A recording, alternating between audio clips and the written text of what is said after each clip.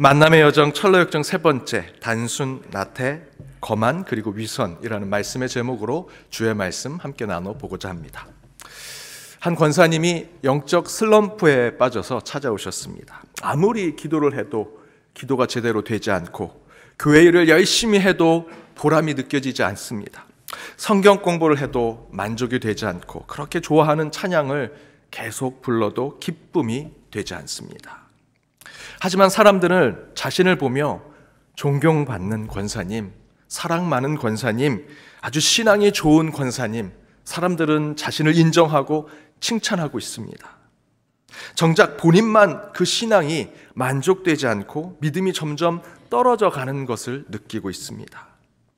그래서 본인이 사람들을, 성도들을 속이는 것 같고 자기의 신앙과 믿음이 가짜인 것처럼 계속 느끼면서 그 신앙과 영성의 슬럼프에 빠지게 되는 것입니다. 그런데 하루는 이 권사님이 저를 찾아오게 되신 아주 결정적인 꿈을 꾸게 됩니다. 한참 이 명동거리가 가장 번화가일 때 이 권사님이 그 명동거리에 가장 화려한 옷을 입고 가장 폼나는 모습으로 그 명동거리를 걷는데 수많은 사람들이 자신을 쳐다보고 감탄을 하더랍니다. 멋있게 그 명동거리를 걷고 있는데 한참 그 거리를 걷고 있는데 뒤에서 누가 쫓아오더니 자신의 뒤통수를 때리고 마구 두들겨 패더니 옷을 찢고 도망가더랍니다. 너무 황당하고 화가 나서 자기를 때리고 창피를 준 그 사람을 쫓아가기 시작합니다. 수많은 사람들이 걸어오는 그 반대편으로 역행을 하면서 자신을 때리고 욕보이게 했던 그 사람을 끝까지 쫓아가서 그 사람을 잡았습니다. 그리고 힘껏 어깨를 끌어당겼습니다. 그런데 그 사람을 본 이 권사님이 깜짝 놀라게 됩니다. 왜 그랬을까? 자기를 때리고 도망가던 그 사람을 잡고 보니 그 사람의 머리에 뿔이 달려 있습니다. 사악한 눈을 가지고 있는데 자세히 보니 그 사람의 얼굴은 자기 얼굴이더라라는 것입니다. 본인이더라. 이런 꿈을 꾸고 이 권사님께서 저를 찾아오시면서 눈물을 흘리며 신앙 상담을 요구하셨습니다. 목사님, 도대체 저는 누굽니까? 혹시 내가 귀신이요 사단이 아닌지, 내가 지금까지 권사란 직분을 가졌지만 그 모든 것 공등탑이 아닙니까? 신앙과 믿음이 모두 거짓이 아닌지 걱정하고 불안해하면서 매우 힘들어 하셨습니다. 여러분은 그러신 적이 없으십니까? 사실 저는 이 상담을 요청하신 권사님의 얘기를 들으면서 너무나 놀랐습니다. 왜냐하면 저도 비슷한 경험이 있었기 때문입니다. 기도의 성숙을 이루려고 기도의 단계를 뛰어넘으려고 하면 항상 귀에다 대고 누가 이렇게 얘기합니다. 너 그때 그 어두운 영적 경험 해결하지 못하면 성장할 수 없어. 뛰어날 수 없어. 그런데 저랑 너무나 비슷한 경험을 한 그 권사님을 만나고 저는 그때서야 하나님께서 제게 주신 기회가 있대구나. 왜 신학교 때 이 경험을 해 주셨는지를 생각하고 더 공부하고 연구하기 시작했습니다. 그리고 더 나아가 그 연구하고 공부한 것을 기도하고 하나님의 지혜를 구했습니다. 그때 하나님께서 칼 구스타프 융이라고 하는 스위스 정신의학자를 통해 영성과 심리학을 공부하게 하셨고 그것으로 성경 말씀의 또 다른 세계를 보게 하셨습니다. 그것은 바로 저와 여러분 안에 영적인 또 다른 그림자가 있다라는 것입니다. 그림자가 있다. 심리학자 프로이드는 자아에 대해서 설명할 때 의식의 세계와 무의식의 세계를 설명하죠. 여러분의 살아가는 인생 가운데 성장의 단계가 있습니다. 그 성장의 단계마다 모든 인간은 콤플렉스를 극복하고 그것을 뛰어넘는 과정을 통해서 인격이 형성된다라고 이야기합니다. 그런데 그 콤플렉스를 제대로 극복하지 못하고 어려움 가운데 그 단계가 지나가면 인격의 왜곡이 생기고 문제가 발생한다고 얘기하죠. 그러나 칼 구스타프 융은 우리 의식 너머에 존재하는 무의식의 세계를 일부분 그림자로 생각합니다. 그것을 그림자로 여기고 그때 그 그림자를 통해서 우리의 인격이 형성이 되는데 그 그림자를 단순히 프로이드처럼 부정적인 대상으로 극복하고 이겨내려는 것이 아니라 도리어 자기 반대편에 있는 그 그림자, 어두운 모습을 끌어안거나 그것을 잘 조정하고 조절하고 통제해서 바른 인격을 만들 수 있다. 더불어 더 나아가 신앙을 가진 이들에게는 바른 그리스도의 삶으로 나아갈 수 있다라고 이야기합니다. 바로 그런 관점에서 저는 저와 권사님 그리고 여러분 중에도 말은 하지 않으셨지만 이와 비슷한 영적 경험을 하고 계신 분들을 생각하며 칼 구스타프 융의 주장과 생각을 참고해서 말씀을 읽고 기도하고 하나님의 지혜를 깨닫고자 했습니다. 그 가운데 하나님께서 주신 한 가지의 말씀이 있습니다. 이사야 45장 5절에서 7절 말씀입니다. 우리 함께 읽어보겠습니다. 나는 여호와라, 나 외에 다른 이가 없나니 나 밖에 신이 없느니라. 너는 나를 알지 못하였을지라도 나는 내 띠를 동일 것이요 해 뜨는 곳에서든지 지는 곳에서든지 나 밖에 다른 이가 없는 줄을 알게 하리라. 나는 여호와라, 다른 이가 없느니라. 나는 빛도 짓고 어둠도 창조하며 나는 평안도 짓고 환난도 창조하나니 나는 여호와라, 이 모든 일들을 행하는 자니라 하였노라. 지금 이사야가 오늘 이 읽은 말씀 가운데 하나님께서 다른 것 외에 유일하신 하나님인 것을 계속해서 고백하고 있죠. 이때 당시에 이스라엘이 대강대국이었던 때가 아니었습니다. 도리어 이스라엘은 오히려 가장 작은 늘 다른 나라로부터 핍박을 받는, 그래서 노예와 같은 삶을 살았던 나라였죠. 그 나라에, 그 노예와 같은 나라에서 이사야 선지자가 하나님은 만물의 하나님이시다라고 이야기하고 있습니다. 그러면서 후반절에 무엇이라 얘기하느냐? 하나님이 빛을 만드셨다 얘기하죠. 이건 다 알고 있습니다. 그런데 이사야 선지자가 뭐라고 얘기합니까? 또 뭐를 만들었다? 어둠도 창조하셨다. 저와 여러분의 있는 신앙 가운데 우리가 가지게 되는 평안을 하나님께서 만들어주시고 창조하셨다. 그 평안을 저와 여러분이 누리고 있죠. 그러나 여러분, 그 평안의 뒷모습, 그림자처럼 있는 환난도 하나님께서 창조하셨다라고 성경은 기록하고 있습니다. 무슨 말씀을 하고 있습니까? 우리의 삶 가운데 때로 우리가 느끼는 나의 잘못된 모습, 나를 잘못된 곳으로 이끄는 것, 그것은 우리가 때로는 사단과 마귀가 우리 바깥에서 우리에게 들어오거나 우리를 조종해서 그 악한 일, 죄악을 또 잘못된 일을 하게 만드는 것도 있지만 그 잘못된 악한 모습 가운데에는 일정 부분은 우리 안에 우리의 스스로의 문제라는 것입니다. 칼 구스타프 융이 말한 대로 설명하면 그것은 곧 우리의 신앙의 그림자로 인해 발생하는 것이다.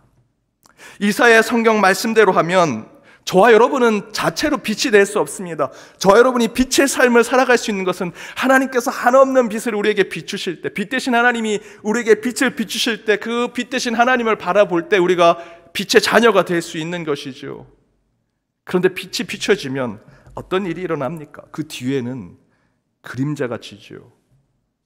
저와 여러분이 때로 분명히 하나님의 자녀가 되었는데, 빛의 자녀가 되었는데도 불구하고 때때로 내 삶이 그 어둠을 쫓아갈 때가 있습니다. 왜 그러냐면 우린 자체가 빛이 아니고요, 빛 대신 하나님을 바라보다가 때로 우리 안에 죄악과 잘못된 모습 가운데 내 뒤에 있는 그 빛의 그림자를 보고 그것을 쫓아갈 때 저희들은 그렇게 신앙생활 잘하가도 자꾸만 옆길로 가는 이유가 그런 것입니다. 바로 그것이 우리 안에 있는 그림자라는 것이죠. 조금 더 쉽게 설명하면 이렇게 말씀드릴 수 있을 것 같습니다. 여러분, 말씀 사경에나 오늘같이 주일날 말씀 가운데 은혜를 받고 집에 갈 때 어떤 일이 있습니까? 막 주변 사람들이 다 그냥 축복해주고 아이고 교회에서 은혜 받으셨죠 하십니까? 생각보다 그렇지 않죠. 은혜 받고 교회 밖을 나가면 바로 곧바로 시험과 유혹이 오게 됩니다. 사랑하라, 용서하라, 화해하라 제가 설교했는데 그날따라 끼어드는 차가 그렇게 많습니다.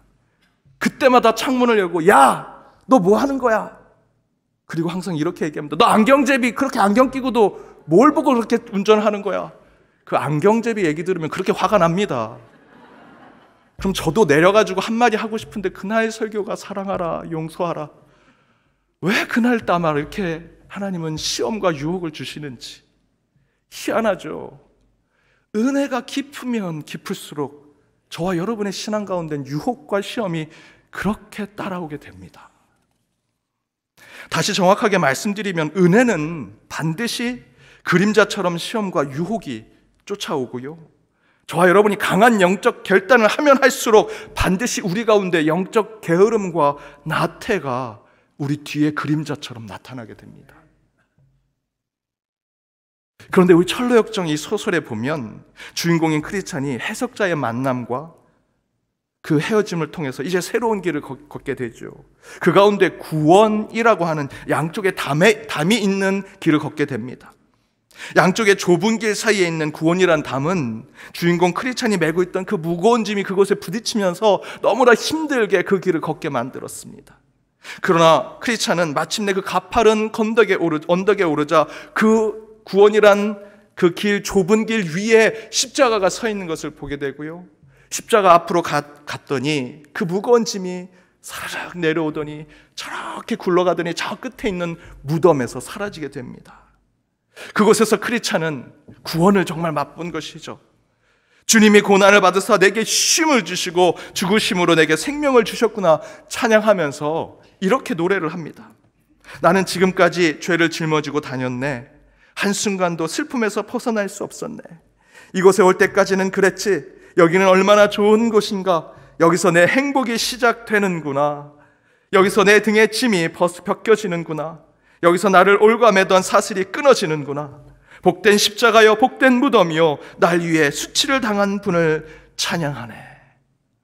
얼마나 감격스러운 찬양이요, 은혜로운 고백입니까? 이제 곧 주님을 만날 것 같습니다. 하늘의 문이 열리고 구름 타고 오신 예수 그리스도를 만날 것 같은 구원의 감격이 곧 이루어질 것 같습니다. 그런데 여러분, 소설 철로역정을 읽어보시면 그 감격과 은혜의 구원의 찬양을 부른 직후에 크리스찬이라는 주인공이 만난 것은 뭐 천사나 재림하신 예수 그리스도가 아니라 단순, 나태, 거만, 허영, 위선이라는 사람들을 만나게 됩니다. 앞에서 저와 여러분이 경험한 것과 너무 유사하죠. 은혜를 풍성히 받은 날 더 유혹과 시험이 찾아온 것처럼 영적 감격이 있은 후에 곧바로 육체의 죄악의 시험들이 우리 앞에 오더라는 겁니다. 은혜가 크면 클수록 은혜의 그림자는요 더 크고 깊게 새겨지는 것이 우리의 신앙 가운데 나타나더라는 것입니다. 그것을 똑같이 철로역정도 보여주고 있습니다. 그래서 오늘 잠언에서는 이렇게 충고하죠. 우리 잠언 말씀 함께 읽어보도록 하겠습니다. 악인은 자기네 악에 걸리며 그 죄의 줄에 매이나니 그는 훈계를 받지 아니함으로 말미암아 죽겠고 심히 미련함으로 말미암아 혼미하게 되느니라. 죄를 범하는 것은 나의 외부에 있는 사단과 마귀로부터 인한 죄악과 잘못도 있겠지만 그보다 먼저 오늘 잠언의 기자는 내 안에 그림자와 같은 죄악된 모습과 스스로 죄의 줄로 매고자 하는 내 잘못된 영적인 모습으로 우리는 죄를 범하게 되더라 라고 이야기하지요. 내 마음속에 두 마리 늑대라고 하는 이야기가 있습니다. 얘기는 이렇습니다. 지혜가 많은 인디안 추장이 어른이 되면 곧 추장이 될 아들에게 세상 살아갈 지혜를 주는 이야기로 내 마음속에 두 마리 늑대 이야기를 해줍니다. 아버지 추장이 이렇게 얘기합니다. 우리 마음속에는 선한 늑대와 악한 늑대가 함께 살고 있는데 두 마리는 항상 싸운단다. 아들이 묻습니다. 늑대가 왜 싸우는 거죠? 아버지가 다시 얘기합니다. 악한 늑대가 가지고 있는 마음을 화내고 슬퍼하며 짜증내고 욕심내며 남과 비교하고 혼자만 생각하는 이기심이 가득한 마음을 가진 늑대이기 때문이고, 선한 늑대는 상대를 존중하고 이해하며 사랑과 인내심, 기쁨과 친절함, 배려와 진실함, 동정심과 용기, 그리고 믿음을 마음에 가지고 있어서 서로 완전히 다른 길을 갖고 있는 두 마리의 늑대이기 때문에 우리 마음속에 하나로 같이 있으니 매번 싸우게 된다. 그 이야기를 들은 아들이 누구나 마음속에 두 마리의 늑대가 있고 그 늑대 때문에 우리는 늘 마음속에 충돌하고 싸운다라는 것을 깨닫게 됩니다. 그러자 그때 추장은 아들에게 매우 중요한 질문을 하나 합니다. 그런데 만약 우리의 마음속에 두 늑대가 싸우면 넌 누가 이길 것 같니? 아버지의 질문을 받은 아들이 곰곰이 생각하더니 그야 아버지 힘센 늑대가 이기겠죠. 그런데 아버지, 선한 늑대, 악한 늑대 가운데 어느 쪽이 힘이 센가요? 라고 묻습니다. 그때 아버지가 아주 진지하게 이렇게 얘기하죠. 내가 먹이를 주는 늑대가 이길 것이다. 여러분, 이것은 우리의 신앙도 마찬가지입니다. 우리가 어디에 마음을 주고 어디에 우리의 양식을 주느냐에 따라서 하나님이 주신 선한 양심, 선한 마음이 우리 가운데 자라날 것인지, 아니면 사단이 주는 마음, 사단이 주는 그 부정적이고 어두운 마음이 자라날 것인지 여러분에게 달려있는 것이죠. 그런데 십자가의 구원을 맛본 철로역정의 주인공인 크리스찬은 곧바로 단순, 나태, 거만, 허영과 위선을 만나게 됩니다. 차례대로 이것이 저와 여러분에게 어떤 그림자인지 한번 살펴보겠습니다. 단순은요, 우둔하고 어리석어 늘 대충하고 하여 이를 그르치고 그에 대한 책임을 지지 않는 사람들을 말합니다. 이런 사람이 교회에 있다는 것이죠. 예전 한 TV 개그 프로그램에서 어떤 일이 벌어지면 항상 이런 유행어를 얘기했던 사람이 있습니다. 그까이 거 그냥 대충 뭐. 많이 들어보셨죠? 그까이 거 그냥 대충 뭐 라고 하는 유행어. 그 한때 아이들이 그 개그 콘서트를 보고 선생님이 뭘 시키면 아이 그까짓 거 그냥 대충 뭐 이래가지고 선생님들한테 애들이 혼나곤 했다고 합니다. 하지만 여러분, 저와 여러분의 신앙에서는 그까짓 거 그거 대충 뭐라는 것으로 해서는 안 됩니다. 제가 목회하면서 별로 화를 내지 않습니다. 화내서 할 게 뭐가 있습니까? 천국 가면 다 기쁨으로 살아갈 텐데. 딱 두 가지가 저는 제 마음속에 목회하면서 화를 내야 된다라고 생각하는 것이 있습니다. 첫 번째는 예배입니다. 예배 준비를 대충 할 때 그까짓 거 뭐 대충 예배하지, 그렇게 예배 드릴 거면 예배 안 드리는 게 낫죠. 저는 그때 화가 납니다. 저와 여러분이 완벽하게 예배 드릴 수는 없습니다. 하지만 해야 될 것은 반드시 해야 됩니다. 하지 말아야 할 것은 하지 말고 온전히 주님 앞에 나아가고자 노력해야 하는 모습이 우리 가운데 있어야죠. 결코 그까짓 거 뭐 단순한 마음으로 예배를 드린다면 그 예배는 하나님이 받지 않으실 것입니다. 두 번째로 제가 목회를 하면서 화를 내는 것은 목양에 대한 것입니다. 성도님들을 대하는 것. 목회자든 평신도 지도자든 누구든 자기에게 맡겨진 양에 대해서 거룩한 책임감 없이 대충 하려고 하는 것, 저는 참을 수 없습니다. 하나님이 우리에게 그들의 영혼과 생명을 맡기셨는데 어떻게 대충 할 수 있겠습니까? 그런 단순한 신앙은 은혜를 까먹을 뿐만 아니라, 여러분의 은혜만 까먹는 것이 아니라, 그런 여러분의 신앙 때문에, 대충 하려고 하는 단순한 신앙 때문에 누군가가 구원의 길에 가는 것을 끌어당길 수 있는 그런 모습을 보일 수 있습니다. 여러분 어떠십니까? 단순한 삶, 어리석고 우둔한 삶에 여러분의 양식을 주고 계십니까? 아니면 신실하고 지혜 있는 신앙에 양식을 주고 계십니까? 또한 나태라고 하는 것은 영적 게으름에 빠져 잠들어 있는 영적 상태를 말합니다. 이미 잘 알고 있는 마태복음 25장의 열처녀 비유 아시지요? 10명의 신부가 신랑을 기다립니다. 그런데 신랑이 늦게 오게 되자 기름을 준비한 5명의 신부는 늦게 온 신랑을 맞이해서 잔치집에 들어가죠. 그러나 그 기름을 준비하지 못한 신부들은 잠에 빠져 있다가 신랑을 맞이하지 못하고 잔치집에 들어가지 못하는 예수님의 비유 이야기입니다. 그러면서 25장 13절에 이렇게 얘기합니다. 그런즉 깨어있으라, 너희는 그날과 그때를 알지 못하느니라. 게으르고 나태한 신앙의 핵심은요, 준비하지 못하고 예비하지 않는 모습입니다. 지금 막 뛰는 모습, 지금 막 성실한 모습이 아니라 먼저 준비하고 먼저 예비가 되어 있느냐라는 것을 묻는 것이죠. 여러분은 어떠십니까? 기름을 준비한 5 신부의 모습입니까? 기름을 준비하지 못한 5 신부의 모습, 어디에 속해 계십니까? 어디에 여러분의 양식을 주고 계십니까? 거만한 신앙의 모습은 너무 교만하고 자기 자랑에 빠져 영적 지도를 거부하는 자들이라고 얘기합니다.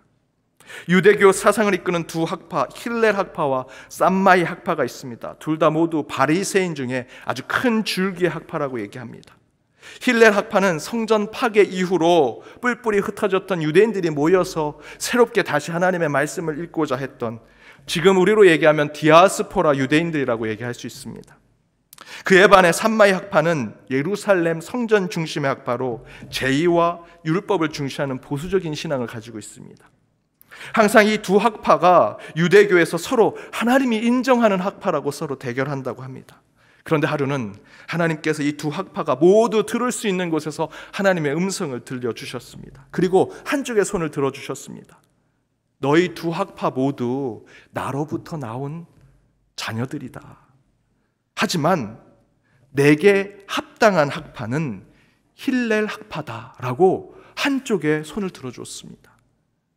둘 다 하나님으로부터 나온 것은 맞는데 왜 하나님께서 한쪽에 손을 들어주셨을까? 탈무드에서는요 이렇게 평가합니다. 그것은 힐렐 학파 사람들이 산마이 학파 사람들보다 더 겸손하고 친절하기 때문이다. 저와 여러분에게도 똑같이 적용할 수 있습니다. 이 자리에 계신 모든 여러분은 다 하나님께 부름받아 이곳에 온 것이죠. 하지만 하나님의 인정하는 사람은 따로 있습니다. 성경은 증거합니다. 하나님은 중심을 보신다. 그 중심은요 겸손함과 낮은 자의 자리에 앉은 자를 인정하신다라는 말씀입니다. 사무엘상 16장에 보면 이세 아들 중에 하나님께서 이스라엘 왕을 세우겠다 말씀하시죠. 이스라엘 아들들이 아주 건장합니다. 출중합니다. 모두 하나님의 기름 부음을 받아 왕이 될 자격을 가지고 있습니다. 모두 하나님의 백성이죠. 하나님의 자녀고요. 왕이 될 수 있는 조건을 다 가지고 있습니다. 그러나 하나님은 그들 가운데 기름 부음을 허락하지 않으십니다. 그 자리에 없었던 다윗을 불러내서 그를 왕으로 세우시죠. 그 이유가 뭡니까? 다른 건 아닙니다. 다윗은 겸손한 자였기 때문이었습니다. 여러분, 거만한 신앙 그리고 겸손한 신앙 가운데 어디에 양식을 주고 계십니까? 오늘 베드로 전서 본문 바로 앞절에 6절에 이렇게 얘기합니다. 그러므로 하나님의 능하신 손 아래에서 겸손하라. 때가 되면 너희를 높이시리라. 내가 겸손, 낮은 자, 섬기는 자의 양식을 제 신앙의 양식을 주면 내가 저 높은 자리에 못 올라갈 것 같은데 라고 생각하죠. 그래서 어느새 유혹과 시험을 받아 우리는 높이 올라가는 것에 신앙의 양식을 부어주고 있습니다. 근데 하나님의 말씀은요, 하나님의 능하신 손 아래 겸손할 때, 낮은 자리에 앉을 때 때가 되면 하나님께서 진정으로 높여주신다 말씀하고 계십니다. 사랑하는 여러분, 신앙 가운데 허영과 위선을 버리시고 진실함과 믿음으로 나아가시기 바랍니다. 바로 그때 모든 것에 은혜가 되신 하나님께서 잠깐 고난을 당하는 우리를 온전하게 하시고 굳건하게 하시며 강하게 하시어 천국을 향해 가는 그 모든 길의 터를 견고하게 만들어 주시리라 믿습니다. 여전히 우리 안에 육체의 소욕, 성령의 법이 싸우고 있죠. 바울이 고백한 것입니다. 성경의 맨 마지막에 가장 신앙적이었던 사람이었던 바울이 뭐라고 고백하냐면 로마서 7장에서 내 안에 육체의 소욕과 성령의 법이 계속해서 싸우고 있다. 나는 공고한 사람이다 라고 얘기합니다. 여러분, 바울보다 더 뛰어나십니까? 여전히 우리 안에는요 그 두 가지가 싸우고 있습니다. 단순과 지혜가 싸우고 있고요, 나태함과 성실함이 다투며 거만함과 겸손함이 서로 충돌하고 있는 것이죠. 그러나 여러분, 깨어 기도하십시오. 내 안에 또 다른 나와 싸워 반드시 이겨내십시오. 그렇게 나와 또 다른 나 때문에 당하는 고난과 시험을 이겨내어 주의 영광의 길로 나아가시는 한 주가 되시길 주님의 이름으로 축복합니다.